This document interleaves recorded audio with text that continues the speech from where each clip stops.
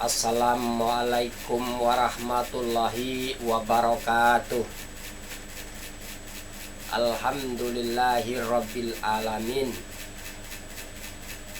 Assalatu wassalamu ala asrafil anbiya'i wal mursalin sayyidina wa maulana Muhammadin wa ala alihi wa ashabihi ajmain. Amma ba'du. Puji syukur kehadirat Allah Subhanahu wa taala. Pada hari ini kita masih bersama dengan bulan Ramadan. Kita telah menginjak bulan Ramadan ini pada hari yang ke-15. Maka segala karunia Allah Subhanahu wa taala, kita diberikan taufik untuk mampu untuk masih dapat melaksanakan aktivitas ibadah di bulan Ramadan ini, di mana kita mengerjakannya dengan segala kelapangan hati, dengan keadaan yang Allah berikan, Allah anugerahkan, kita mampu untuk tetap bisa berkonsentrasi ibadah, yang mana sholat tarawih setelah kita berpuasa seharian masih terus berlangsung dan kita masih tetap bersemangat untuk mengerjakannya. Begitu juga tadarus. Mungkin kita sudah ada yang khatam sekali atau dua kali, atau mungkin ada yang belum, maka kita berkesempatan 15 hari lagi untuk menyelesaikan bacaan Al-Quran kita. Karena waktu terbaik untuk mengkhatamkan Al-Quran adalah di bulan Ramadan, yang mana pertengahan Ramadan adalah turunnya Al-Quran, hari di mana Allah menurunkan Al-Quran, yang disebut dengan nuzulul Quran. Maka teman-teman semuanya, marilah kita terus pergunakan karunia Allah Subhanahu wa taala di bulan Ramadan ini untuk menambah, memompa semangat, memacu adrenalin kita, yang mana Ramadan menjadi tempat untuk kita bermunajat, berdoa agar terkabul hajat-hajat kita. Allah melapangkan, membuka pintu seluas-luasnya terhadap hamba-hambanya supaya mereka berdoa, karena doa pada bulan Ramadan adalah doa yang begitu Allah makbulkan, Allah permudah untuk Allah ijabah. Allah ampuni mereka-mereka yang beribadah di bulan Ramadan ini.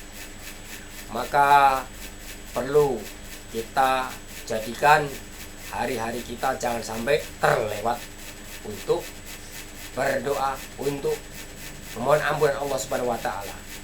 Maka pentingnya kita berdoa. Maka doa yang paling baik adalah bagaimana Allah anugerahkan rezeki yang terbaik. Maka untuk mengetahui rezeki kita supaya menjadi rezeki yang terbaik, perlu kita pahami bahwa rezeki itu terbagi menjadi 3 macam. Silakan Anda melihat rezeki Anda itu seperti apa. Maka rezeki terbagi menjadi 3 macam. Yang pertama adalah rezeki bernama barokatullah. Yang kedua rezeki rahmatullah. Sedang yang ketiga ada rezeki kudratullah.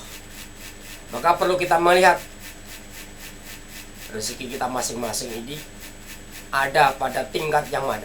Apakah tingkat pertama bernama barokatullah, atau tingkat di atasnya bernama rahmatullah, atau tingkat yang tertinggi bernama kudratullah. Kalaulah sekiranya Anda ini berprofesi sebagai karyawan, sebagai pegawai, bekerja di sebuah instansi pemerintah ataupun swasta, yang hari-hari Anda melakukan pekerjaan dan hasil dari pekerjaan itu Anda mendapatkan gaji. Nah, itulah upah dari Anda bekerja, itu yang disebut dengan rezeki barokatullah. Berapa banyak orang yang terjun dalam dunia ini, mereka mendapatkan rezeki barokatullah. Artinya rezeki yang tahu datangnya dari mana, tahu jumlahnya berapa. Tahu kita mendapat rezeki dari bekerja sebagai pegawai, dengan golongan pangkat kita tahu, dan berapa jumlah rezeki, jumlah gaji kita tahu. Tahu dari mananya, tahu jumlahnya berapa. Maka ini adalah rezeki yang tingkatannya paling bawah, rezeki barokatullah. Karena rezeki ini adalah kondisi pada kondisi yang titik aman.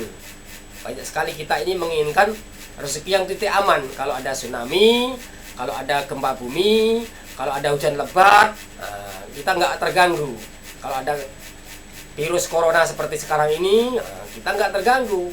Mungkin ada yang di PHK, tapi sesungguhnya pegawai-pegawai nggak terganggu dengan harus menanggung bangkrut, harus menanggung biaya-biaya, karena dia hanyalah sebagai karyawan, tidak terlibat terhadap kebangkrutan perusahaan, tidak terlibat dalam berbagai macam persoalan-persoalan yang mengambil kebijakan. Inilah rezeki yang titik aman, tapi nilainya dianggap rezeki paling rendah karena tidak memacu adrenalin.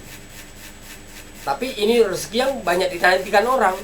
Bagaimana orang itu pengen bekerja menjadi pegawai supaya tidak pusing sampai nanti masa tuanya bisa pensiun, nggak perlu pusing, nggak takut gempa bumi, nggak takut hujan lebat, jadi tetap aja mengalir. Sakit pun masih dibayar. Jadi titik rezeki yang banyak orang minta, titik yang paling rendah ini ternyata. Mari selanjutnya rezeki yang tahap kedua, yaitu rezeki rahmatullah. Kalau Anda berprofesi sebagai pedagang, sebagai petani, sebagai pengusaha, maka ini titik level rezeki di atas rezeki barokatullah yang bernama rezeki rahmatullah.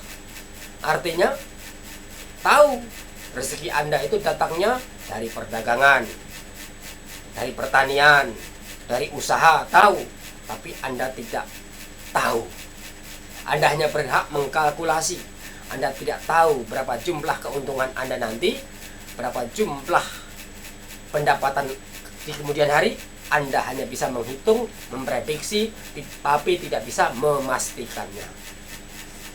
Kalau berjualan, mungkin berjualan sekeranjang buah-buahan, Anda mungkin bisa memperkirakan sekeranjang isinya 50 kilo. Kalau sekilonya mengambil untung 1000, 50 kilo 50.000 kalau habis. Anda bisa memprediksi, tapi Anda tidak tahu apakah itu nanti akan habis, atau akan busuk separuh, atau malah banyak yang hilang karena ada orang yang nggak bayar, atau banyak sekali yang Anda tidak ketahui di depan ketika Anda melakukan perdagangan itu tadi. Itulah namanya rezeki rahmatullah. Tidak tahu jumlahnya berapa, tapi tahu datangnya dengan cara berdagang, bertani. Kalau Anda menanam padi, mungkin bibit Anda sudah terbaik. Bibit Anda adalah bibit unggulan, yang mana Anda komposisi dalam melaksanakan pertanian tersebut mengetahui pupuk yang baik, sehingga Anda akan meleset dari perkiraan terhadap gagal panen, sehingga hama-hama yang selama ini menyerang pun Anda sudah kuasai dengan pestisida seperti apa yang harus Anda gunakan. Kemudian masa tanam, cuaca seperti apa yang harus Anda hindari. Anda memahami semua karena bertahun-tahun Anda menggelutinya, sehingga pengalaman menjadi guru yang terbaik. Anda akan bisa mengkalkulasi dari sekian hektar tanaman yang Anda usahakan akan menghasilkan seberapa banyak. Bahkan Anda sudah berpikir nanti akan membeli sepeda motor, nanti akan membangun rumah, kalau panen nanti akan pergi umroh. Anda sudah memikirkan itu semua. Tapi ternyata apakah kemudian pikiran Anda akan berjalan mulus? Belum tentu. Ternyata banyak juga mereka-mereka yang tanamannya subur makmur, tapi kemudian yang terjadi adalah hujan lebat, tergenang air, 7 hari 7 malam, busuk semuanya. Tidak cuma gagal panen, tapi juga modal yang keluar habis semuanya.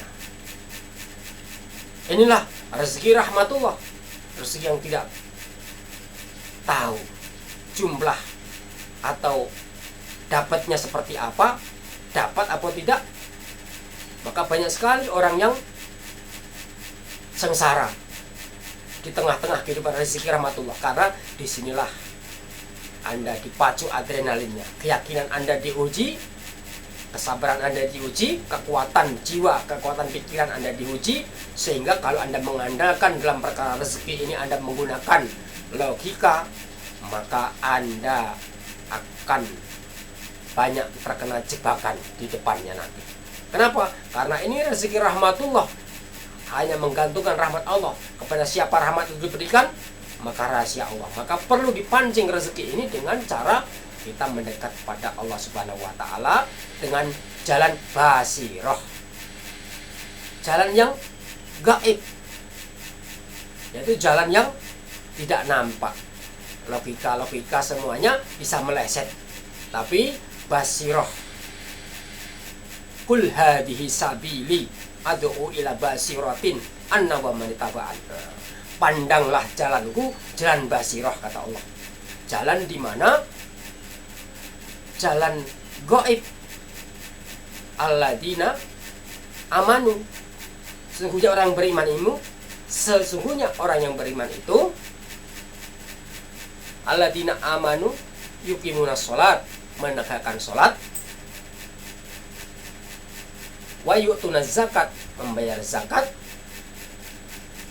sehingga sholat dan zakat yang ia tunaikan itu sebagai basiroh, jalan dari perkara rahmatullah yang tidak ia harapkan itu biar turun.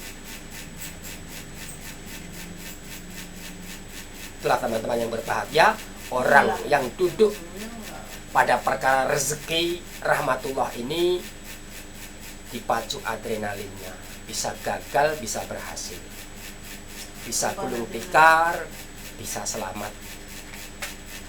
Andai kata Anda berhasil, belum tentu 2 tahun, 3 tahun, 4 tahun di depan nanti tetap keberhasilan itu ada di tangan Anda, belum tentu.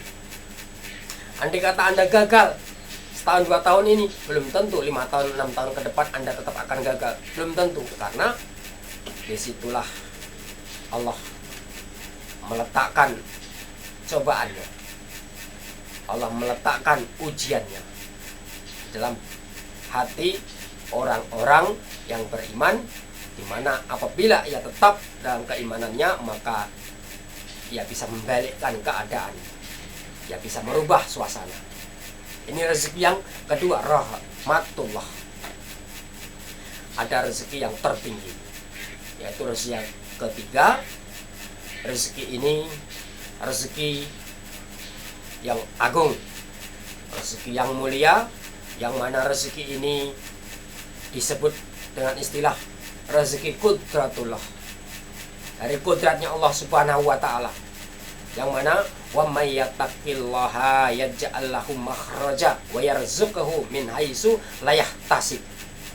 Rezeki ini tidak tahu datangnya dari mana, juga tidak tahu jumlahnya berapa.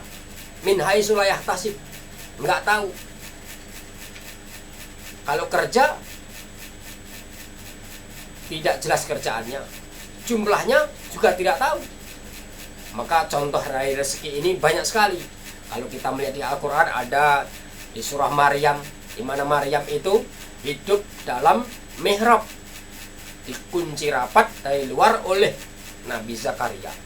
Tapi ketika dibuka oleh Nabi Zakaria, tercengang. Kenapa? Wahai Maryam, dari mana kamu dapatkan makanan sebanyak ini, sedangkan tempat ini tidak ada orang yang bisa masuk kecuali aku? Maka Maryam menjawab, ini adalah dari Tuhanku.